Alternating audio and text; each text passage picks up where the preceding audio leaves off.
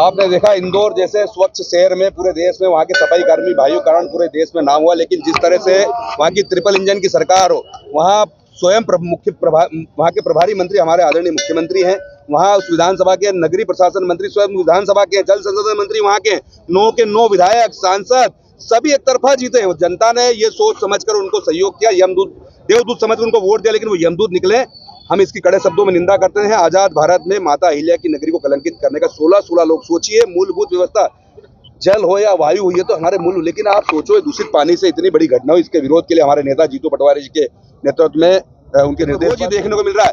3 दिन से नगर निगम की गाड़ी चल रही है कि ये पानी आप न पिए। तो हम ये बताना चाहते हैं, विपक्ष का नैतिक हम धर्म निभा रहे हैं कि कम से कम उज्जैन में इस तरह की पुनरावृत्ति नहीं हो। जिस तरह से माता अहिल्या की नगरी पूरे विश्व में कलंकित हुई, उज्जैन में ये कलंकित नहीं हो, ये हम जगाना चाहते हैं। और आज हम मुख्यमंत्री कार्यालय का घर का घंटा बजाकर जो कैलाश विजयवर्गीय ने कहा कि घंटा तो दिखाना चाहते थे, क्या कैलाश जी शर्म आना चाहिए। और नैतिकता के आधार पर मुख्यमंत्री से हमारी मांग है तत्काल कैलाश विजयवर्गीय और महापौर और जो जिनके नगर निगम के अधिकारी हो, वहाँ के कलेक्टर, उनके ऊपर 302 का प्रकरण दर्ज हो, निलंबित और बर्खास्त हो, उन पर कड़ी कार्रवाई हमारी मांग है।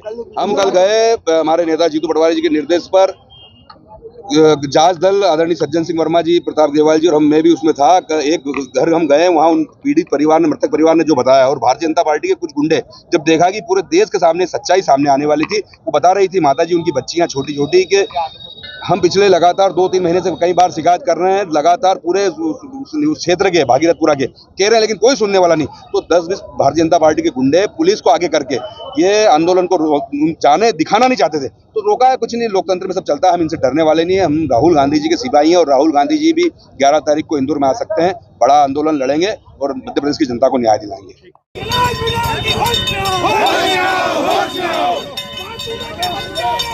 जुटे मारो सालो